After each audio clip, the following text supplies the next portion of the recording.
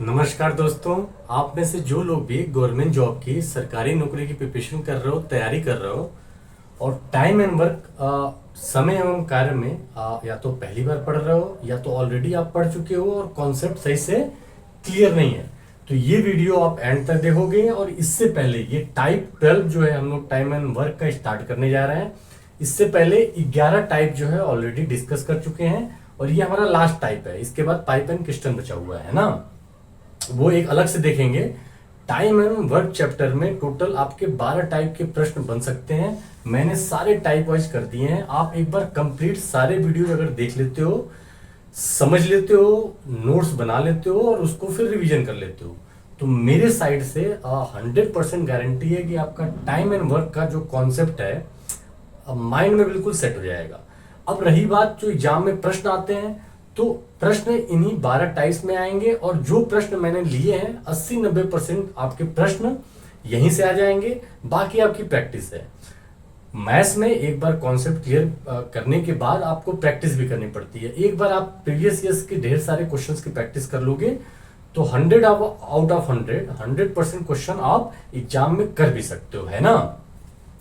तो आज शुरू करते हैं टाइम एंड वर्क समय एवं कार्य टाइप 12।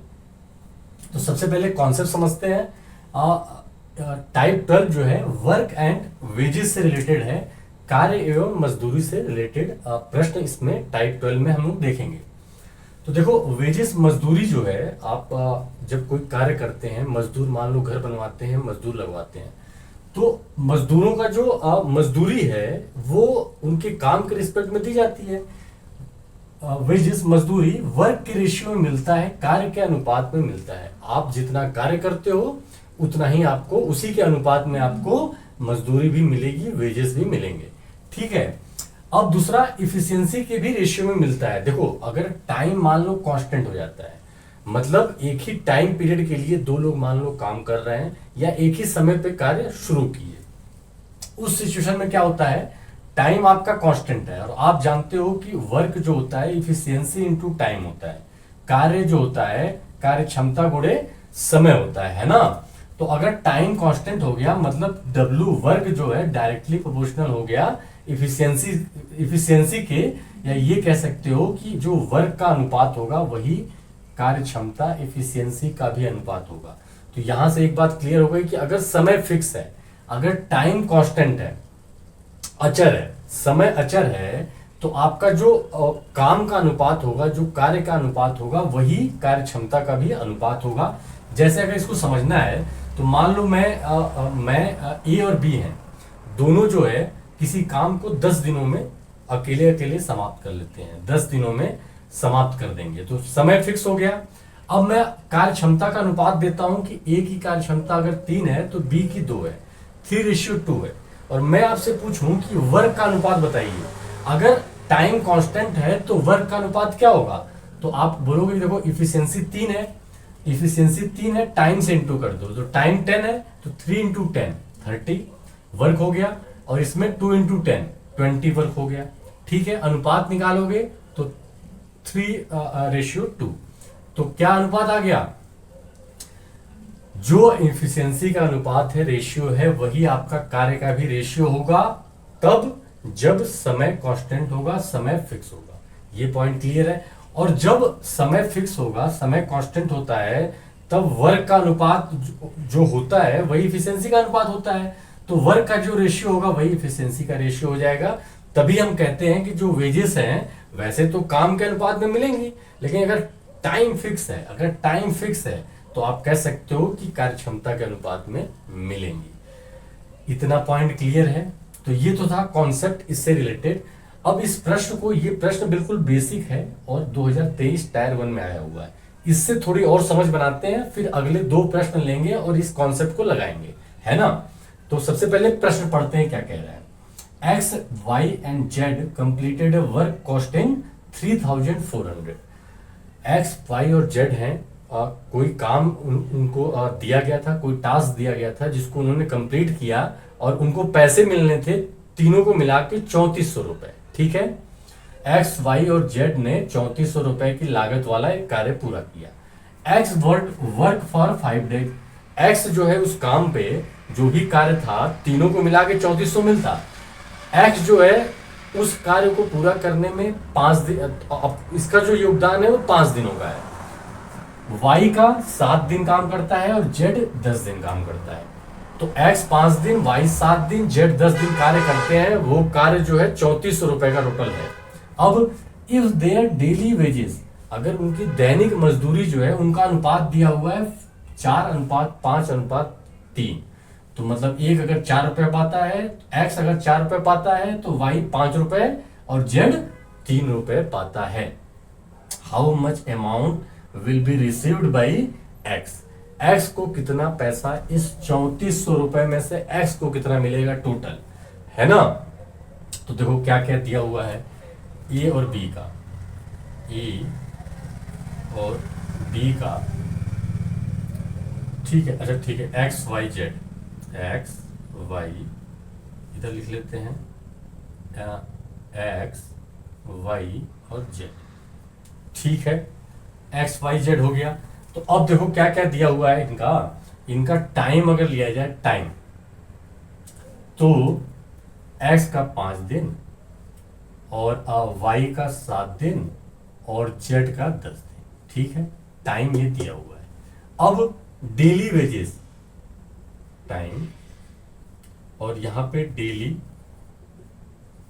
वेजेस मतलब दैनिक मजदूरी, दैनिक मजदूरी, ठीक है। और ये है समय। तो समय दिया हुआ है कि किसी कार्य को किसी कार्य पे एक्स 5 दिन काम करता है, वाई 7 दिन करता है, जेड 10 दिन काम करता है। और डेली जो मजदूरी उनको मिल रही है वो है, अगर 4 इसको मिल रही है एक्स को, अनुपात दिया हुआ है, तो अनुपात का मतलब क्या होता है, अगर रिलेशन बताता है, संबंध बताता है कि अगर एक्स को 4 रुपए मिल रहा है तो वाई को 5 रुपए और जेड को 3 रुपए मिल रहे हैं, ठीक है। तो अब हमें बताना है कि कितना अमाउंट एक्स को मिला। तो देखो अमाउंट जो है, अमाउंट कितनी राशि प्राप्त हुई है ना, राशि किसमें से, टोटल 3400 रुपए में से, है ना। एक्स को कितनी प्राप्त हुई ये बताना है।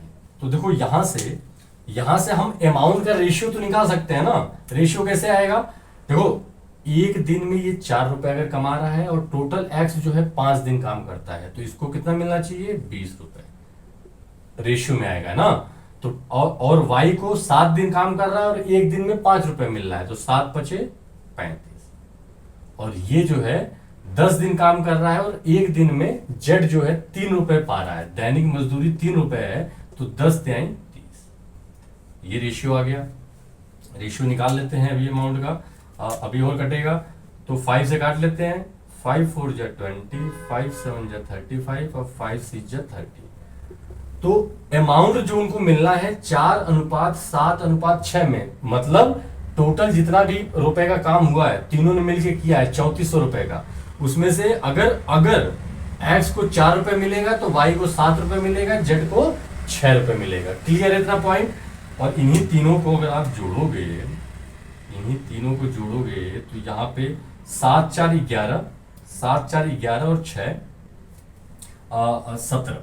तो 17 यूनिट जो है आपकी, 17 यूनिट जो है किसको रिप्रेजेंट कर रही है, 3400 रुपए को आपको 17 यूनिट रिप्रेजेंट कर रही है। तो एक यूनिट कितना हो जाएगा, तो आप बोलोगे एक यूनिट 17 से डिवाइड कर दो, तो 17×2 तो 200 रुपए एक यूनिट जो है, एक यूनिट बराबर, ये इंटू कर लो, एक यूनिट बराबर 200 रुपए।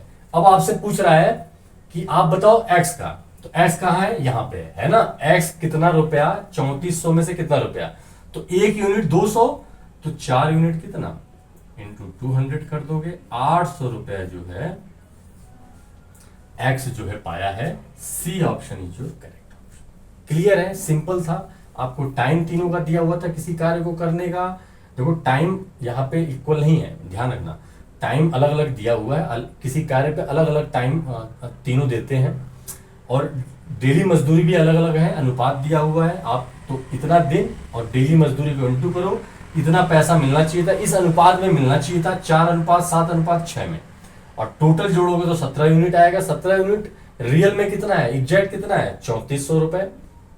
एक यूनिट 200 रुपए, तो 4 यूनिट कितना, 200 में इंटू करोगे, 800 रुपए जो है एक्स को 3400 रुपए में से मिला होगा। ठीक है ना। बाकी जो है 7 2 34, तो 3400 रुपए इसे मिलेगा, और 6 2 12 1200 रुपए उसे मिलेगा, और तीनों जोड़ोगे तो आप 3400 आएगा। क्लियर था, बिल्कुल बेसिक प्रश्न था, वर्क एंड वेजेस का, कार्य एवं मजदूरी का। अगला प्रश्न देखते हैं क्या कह रहा है ना। तो ये अपना सीजीएल एसएससी सीजीएल टायर 1 में प्रश्न आया हुआ है ना। क्या कह रहा है देखते हैं, पिछले सालों में आया हुआ है एग्जैक्ट प्रश्न। क्या कह रहा है देखते हैं। A can do a work in 6 days, A किसी काम को 6 दिनों में कर लेता है। B can do the same work in 5 days, B उसी कार्य को 5 दिनों में कर सकता है। The contract for the work is of 220 rupees, कोई काम है, कोई कार्य है जिसका कॉन्ट्रैक्ट जो है ए और बी लिए होते हैं, और कॉन्ट्रैक्ट कितने का है, 220 रुपए मिलना है। कार्य समाप्त होने के बाद 220 रुपए मिलना है। How much shall be get if both of them work together, ये मीन है, दोनों, कोई कार्य है 220 रुपए का कॉन्ट्रैक्ट है जिसको दोनों मिलकर करते हैं, तो बताइए बी उसमें से कितना पाएगा, बी उसमें से कितना पाएगा। तो एक चीज यहां देखो नोटिस करने वाली है कि अगर दोनों मिलके कर रहे हैं, इसका मतलब जो टाइम पीरियड है, एक समय के लिए कर रहे हैं, टाइम कांस्टेंट है, टाइम कांस्टेंट है। इसका मतलब कि जो उनको मजदूरी मिलेगी वो कार्य क्षमता के अनुपात में मिलेगी। क्लियर है ना, अच्छे समझ चुके हैं कि देखो मजदूरी जो होती है वो वैसे तो जितना कार्य करो उतनी मजदूरी मिलेगी, कार्य के अनुपात के रिस्पेक्ट में मजदूरी मिलती है। लेकिन अगर समय कांस्टेंट है, समय कांस्टेंट है, हम लोगों ने देखा था कि अगर इफिशियंसी का अनुपात 3:2 है और समय कांस्टेंट है 10 दिन है, तो कार्य कितना होगा, 10:3 10:2 रेशियो वही। तो इफिशियंसी और कार्य का जो रेशियो होता है सेम होता है अगर समय कांस्टेंट होता है, टाइम कांस्टेंट होता है। ठीक है, तो यहां पे समय कांस्टेंट है, समय कांस्टेंट का मतलब दोनों एक साथ शुरू कर रहे हैं, एक साथ खत्म करेंगे। 220 रुपए मिलेगा, बताइए उनमें से बी की मजदूरी कितनी है, सिंपल सा प्रश्न है। ठीक है ना। तो कार्य, तो एक चीज पक्की हो गई कि जो 220 रुपए मजदूरी मिलेगी वो कार्य क्षमता के अनुपात के अकॉर्डिंग मिलेगी। क्लियर है ना। और कार्य क्षमता कहां से आएगी, वहां से दिया हुआ है क्या, ए किसी कार्य को 6 दिनों में समाप्त कर देता है, बी उसी कार्य को कितने दिनों में, 5 दिनों में समाप्त करता है। यहां से आप कार्य मान लोगे कितना, एलसीएम 6 5 30। ठीक है, और यहां से इफिशियंसी निकालोगे, ये टाइम है आपका, इफिशियंसी 30 को 6 से डिवाइड करोगे तो 6 5 30 है ना। ये क्या होगा, W/T, तो W/T मतलब 30/6 5, और यहाँ पे 5 6 30। तो ए का जो कार्य क्षमता आ गई वो 5 यूनिट, मतलब एक दिन में 5 यूनिट काम करेगा, और बी एक दिन में 6 यूनिट काम करेगा। तो इफिशियंसी का अनुपात आ गया कितना, 5:6। ठीक है, तो अब देखो क्या है, प्रश्न क्या बोल रहा है कि यही 220 रुपए बांटने हैं, 220 रुपए बांटने हैं, तो इस 220 रुपए को ए और बी में बांटना है। तो मैंने बोला कि ए और बी की कार्य क्षमता के अकॉर्डिंग बांट दो, क्योंकि टाइम फिक्स है। तो ए और बी की कार्य क्षमता का अनुपात कितना हो गया, 5:6। सही है।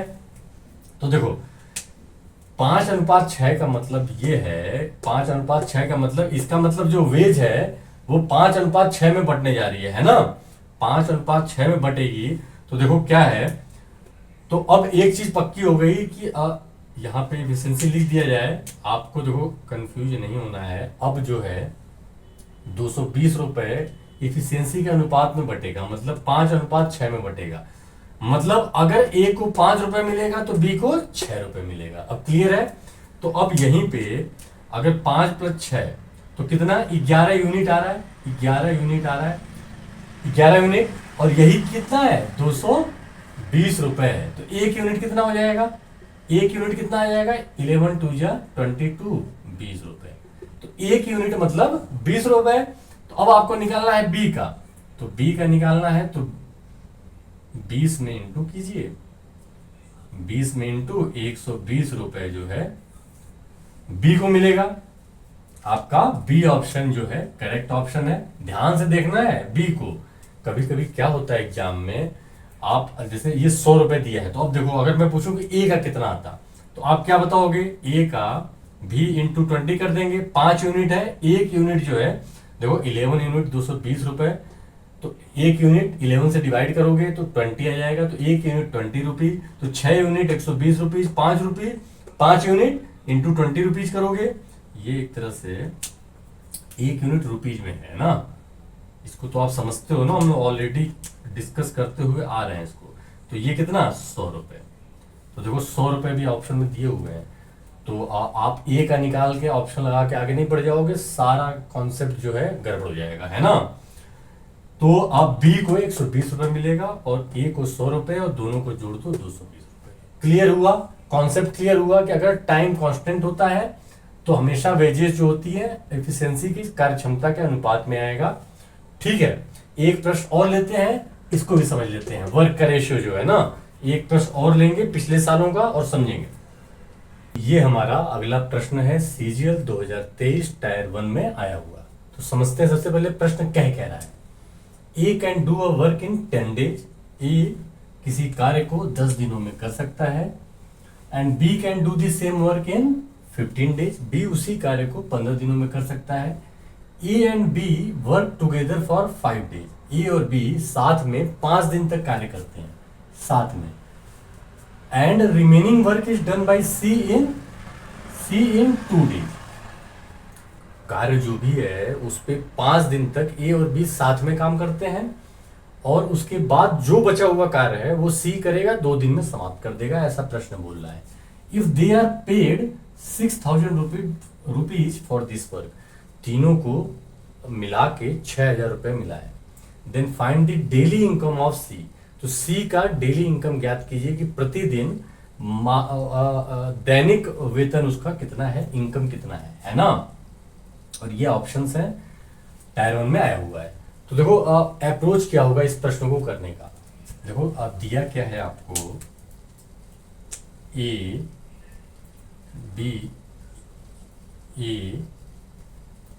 बी और सी, ठीक है।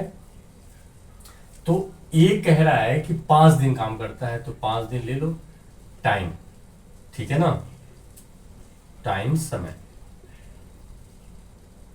तो ए 5 दिन, बी भी 5 दिन, क्योंकि दोनों उस कार्य पे 5-5 दिन करते हैं एक साथ, है ना। और सी जो है बचे हुए कार्य को 2 दिनों में समाप्त कर देगा। इसका मतलब कि ए बी और सी कार्य तो कर रहे हैं, लेकिन सेम टाइम के लिए नहीं कर रहे हैं। ए 5 दिन और बी 5 दिन और सी 2 दिन है। इसका तो यहीं से आपको आइडिया लग जाना चाहिए कि इस बार जो वेजेस है, जो मजदूरी है, वो वर्क के रेशियो में मिलेगी, है ना, वर्क के रेशियो में, क्योंकि टाइम कांस्टेंट नहीं है। तो अगर वर्क निकालना है, वर्क, तो ए 5 दिन काम कर रहा है, ए की कार्य क्षमता पता चल जाए, 1 दिन का कार्य, तो इंटू कर देंगे, वर्क आ जाएगा। इसी तरह इसका 1 दिन का कार्य, तो कैसे 1 दिन का कार्य निकालें, तो ये दिया हुआ है ना, ए किसी काम को 10 दिनों में और बी 5 दिनों में। तो ए और बी का, ए किसी कार्य को 10 दिनों में समाप्त कर सकता है, बी उसी कार्य को 15 दिनों में समाप्त कर सकता है। तो यहां से आप जो है टोटल वर्क मान लोगे कितना, 10 और 15 का एलसीएम, 10 और 15 का 15 नहीं कटेगा, 15 दूनी 30 कट जाएगा, तो 30 जो है एलसीएम हो जाएगा। अब इफिशियंसी निकालनी है, अगर ये तो टाइम है ना, इफिशियंसी अगर निकालना है, ठीक है, ये लिखते नहीं है, इफिशियंसी निकालना है तो 10 3 जा 30 और 15 2 जा 30, ये इफिशियंसी है ना, ठीक है। तो देखो इसमें कंफ्यूज नहीं होना है कि ये टाइम है, ये तो अलग इंडिपेंडेंट दे रहा है। कोई कार्य है, अकेले अगर ए करता तो 10 दिनों में, अकेले बी करता तो 15 दिनों में। और ये सेटअप अलग दिया हुआ है कि उसी कार्य पे क्या होता है कि ए 5 दिन करता है, बी 5 दिन करता है, और जो बचा हुआ कार्य है वो सी 2 दिन में समाप्त करता है, ठीक है। तो ए और बी की कार्य क्षमता आ गई हमारी 3 और 2, मतलब 3 यूनिट पर डे। एक दिन में 3 यूनिट काम ए कर रहा है और एक दिन में 2 यूनिट काम बी कर रहा है। तो अगर ए एक दिन में 3 यूनिट काम कर रहा है तो 5 दिन का काम कितना हो जाएगा? 5 दिन का काम इंटू 3 कर दोगे, 5 3 जा 15 यूनिट काम हो जाएगा, ठीक है ना। बी एक दिन में 2 यूनिट, तो 5 दिन में 2 से इंटू करोगे 10 आ जाएगा, 10 यूनिट हो गया। और टोटल कार्य है कितना? 30 यूनिट हमारा कार्य हमने माना है। 30 यूनिट कार्य मान के ही तो आपने ए और बी की कार्य क्षमता निकाली है। तो इसका मतलब 30 यूनिट कार्य हमें करवाना है। तो 30 यूनिट कार्य में 5 दिन, 30 यूनिट कार्य को करने के लिए ए 5 दिन कार्य करता है, एक दिन में ए 3 यूनिट कार्य करेगा, तो टोटल 15 यूनिट कार्य कर देगा ए। बी 10 यूनिट कार्य कर देगा 5 दिनों में, एक दिन में 2 यूनिट कार्य करता है। अब सी के लिए कितना कार्य बचा? तो देखो 15 10 25 हो गया, तो सी के लिए कार्य बचा कितना? 5। 5 कहां से आया?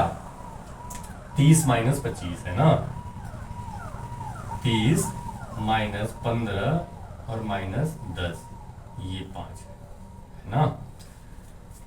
क्लियर है? तो इसका मतलब कि अब जो 30 यूनिट पूरा कार्य है उसको, उसमें ए 15 यूनिट कार्य कर रहा है, बी 10 यूनिट कार्य कर रहा है और सी 5 यूनिट कार्य कर रहा है। तो अब कार्य का अनुपात निकाल लेते हैं, क्योंकि हमारी जो मजदूरी मिलती है वो कार्य के अनुपात में मिलती है। अगर समय अलग अलग होता है और अगर समय सेम होता है तो कार्य क्षमता के अनुपात में मिलती है। तो समय अलग अलग है तो कार्य के ही अनुपात में मिलेगी। तो कार्य का अनुपात निकाल लेते हैं, तो कितना आ जाएगा? 5 3 जा 15, 5 2 जा 10 और 5 1 जा 5। 3:2:1 वर्ग का अनुपात आ गया। मतलब कि कोई कार्य है तो ए अगर 3 यूनिट कार्य कर रहा है तो बी 2 यूनिट कार्य कर रहा है और सी 1 यूनिट कार्य कर रहा है। क्लियर है ना? ठीक है। अब टोटल जो है पैसा इन लोगों को कितना मिलेगा? 6,000 रुपए। तो 6,000 रुपए का मतलब है, ये क्लियर हो गया ना? 6,000 रुपए का मतलब है कि देखो अब कार्य के अनुपात में ही मिलेगा। तो अब कार्य के अनुपात में मिलेगा तो इसका मतलब है कि ए को अगर 3 रुपए तो बी को 2 रुपए और सी को 1 रुपए, ठीक है ना। तो अब यही जो तीनों जोड़ दोगे आप तो कितना? 3 2 5 1 6 यूनिट आ गया, 6 यूनिट। और यही 6 यूनिट किसको रिप्रेजेंट कर रहा है? 6,000 को ना, 6,000 रुपए को, 6,000 रुपए। देखो कंफ्यूजन नहीं है, ये वर्ग का अनुपात आया 3:2:1।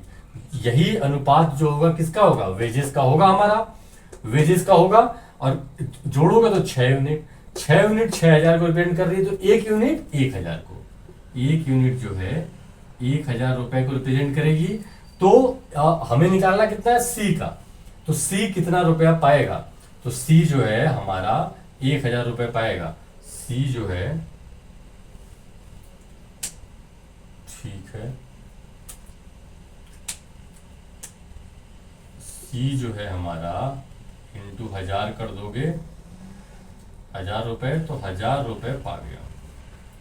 ठीक है, कौन? सी। ठीक है, टोटल। अब पूछ कह रहा है डेली इनकम बताइए। डेली इनकम, तो डेली इनकम ऑफ सी। तो देखो टोटल सी जो है 1,000 रुपए और 2 दिन काम कर रहा है, 2 दिन, तो 2 से डिवाइड कर दो, तो 500 रुपए पर डे जो है आपको सी को, सी की जो दैनिक इनकम है, दैनिक आय है, वो 500 रुपए है। क्लियर है ना? यही अगर आपका ए का पूछता मान लो प्रश्न में, तो क्या निकालते? 3,000 रुपए। एक यूनिट अगर 1,000 रुपए तो 3,000 रुपए पाता, इसको 5 से डिवाइड करते तो 600 रुपए मिल जाता। इसी तरह ये 2,000 रुपए पाता, 5 से डिवाइड करते तो 400 रुपए मिल जाता। सही है ना? क्लियर है कॉन्सेप्ट? तो इसमें हमने क्या किया, फिर से सम अप कर देते हैं। देखो टाइम हमें दिया हुआ था, यहां से दिया हुआ था कि ए और बी साथ में 5 दिन करते हैं और बचा हुआ कार्य सी करता है। तो ए और बी जो है 5-5 दिन काम कर दिए, बचा हुआ कार्य सी 2 दिनों में करेगा। अब हम लोग कार्य निकाल लेंगे। कार्य के लिए क्षमता चाहिए, ए और बी की कार्य क्षमता यहां से निकल जाएगी। इंटू करोगे कार्य क्षमता में समय का, तो आपका भाई वर्क हमेशा ही इफिशिएंसी इनटू टाइम होगा। तो आप जो है टाइम